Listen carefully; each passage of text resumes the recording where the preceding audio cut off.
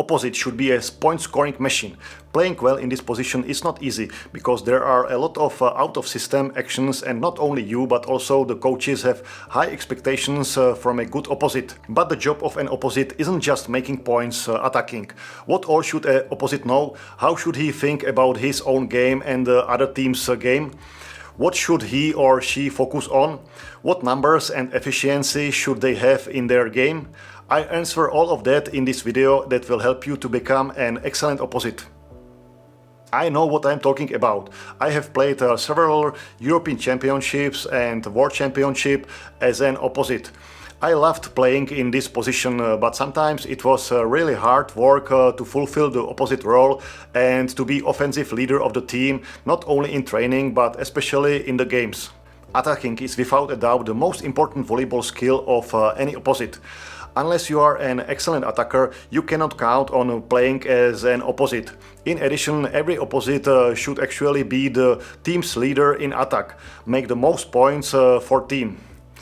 The opposite is usually one of the tallest player or the player with the biggest vertical jump. The opposite needs to hit the ball as high as possible because he gets a lot of difficult sets. Sets that are against compact and high blocks. Well, in order to get off these heavy sets, he needs to have a powerful attack from high angles. The second weapon of every opposite should be a good block and again a high block. Opposites always block on the right side of the net of the other team's outside hitter. And the role of the opposite is to make their life as uncomfortable as possible, to block them as much as possible or to touch and slow down their attacks. That's why no opposite can live without good block work. And if you look at the best opposite in the world, you can see that they are able to block even the top outside hitters on single block. So those were two volleyball skills that the opposite must master at the net. The third and again very important skill is serving. Serving is the third way an opposite can make a point. And like on offense, the opposite is expected to be a big threat to the opponent on serve. In men's volleyball, therefore, the vast majority of opposites serve a hard jump serve. But even some women playing on the opposite post approach the man in serve, and their serves have a speed of around 100 kilometers per hour. But if you want to be a really good opposite, it's not enough to just give points from attacks, blocks and on serve. At the same time, you need to play decent defense in the field. Otherwise, you can count on the other team to know about your weakness in the field and start exploiting it soon. That's why good defense work is also an essential part of opposite skills. And I mustn't forget about setting. Yes, even the opposite sometimes gets into the situations where he's not just waiting for an attack, but he is forced to set a high bump pass. And a complex opposite must be solid in this activity as well. As I mentioned before, the opposite should be the biggest offensive power of the team, the leader of the team on offense. He should be aware that the team will rely heavily on him, especially on offense. He can expect a lot of sets during the game. Sometimes there will be more than 50 attacks per game, and most of them will not be on a single block, but rather on a double block. A lot of these sets for the opposite will also not be ideal. The sets will be far from the net, close to the net. He's going to be in tough situations almost all the time. That's why an opposite should be a player who has enough confidence, who is confident and knows that he won't face easy situations in the match. He should also be a player who doesn't just mentally fold if he doesn't just score 3 sets in a row against the triple block.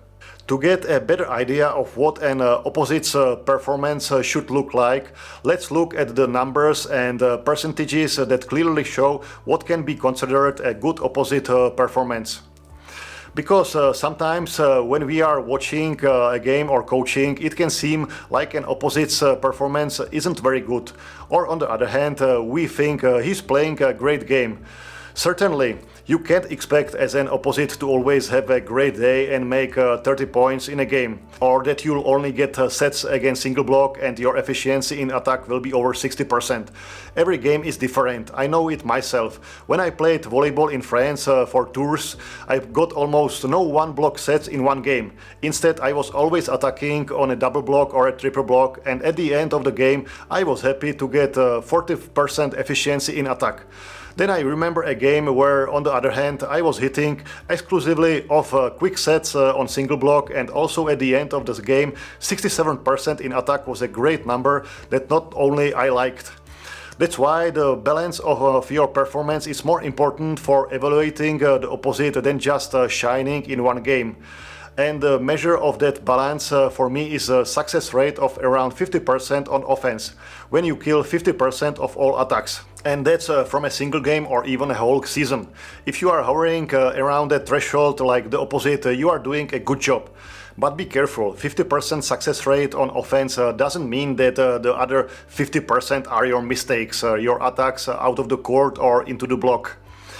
Opponents blocking should not make more than 10% of your attacks as an opposite, and mistake should be not more than 5 to 7% of your attacks.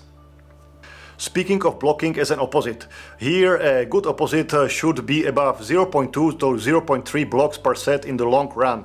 Sure, we play 5-set matches and we can make 3 or more points on the block in this match, but again, one match doesn't tell you about good opposite blocking.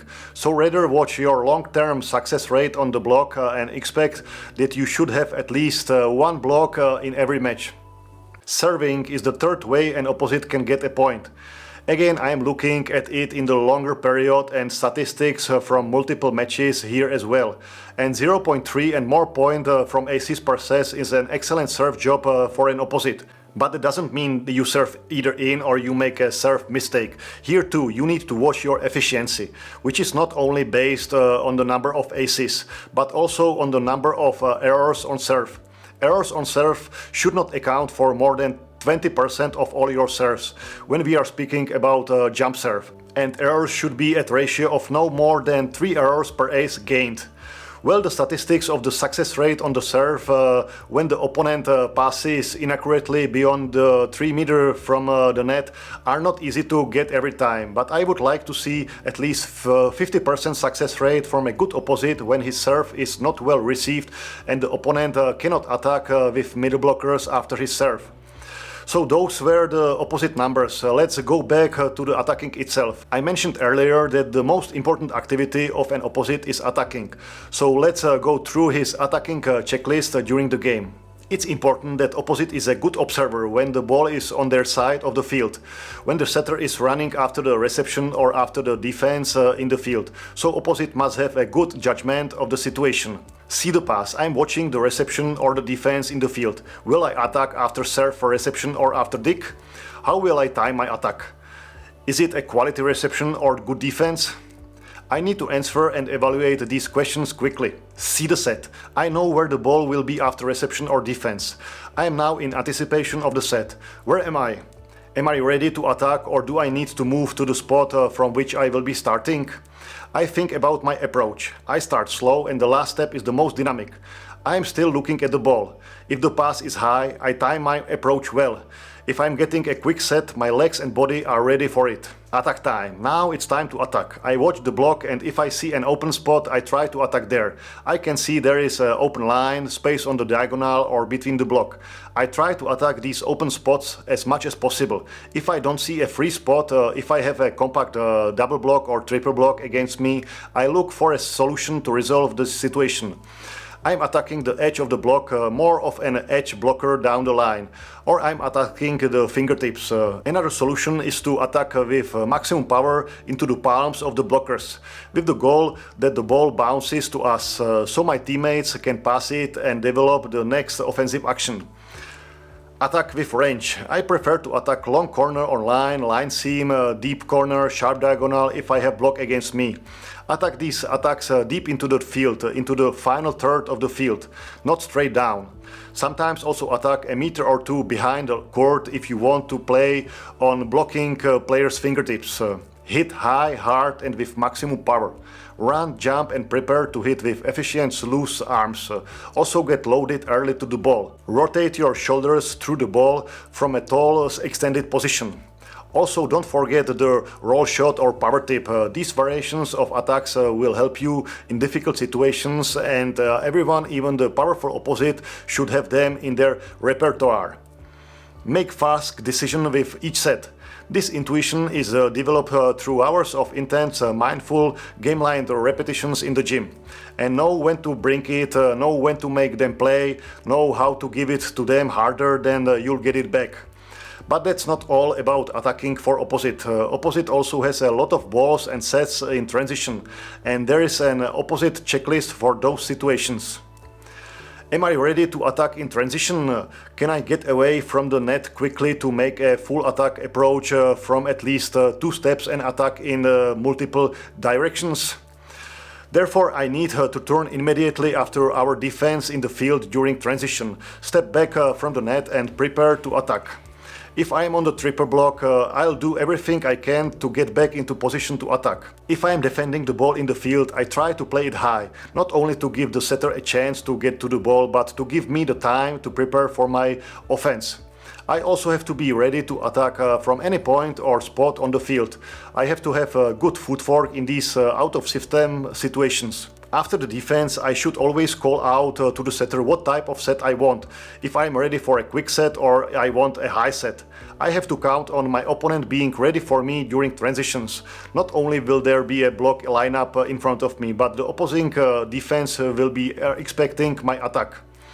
So that's pretty much detailed advice and tips on how to become the best opposite, how to think, what to focus on, what to practice and how to play. I believe that this advice will help you become a great opposite. I'll see you in the next video. Bye.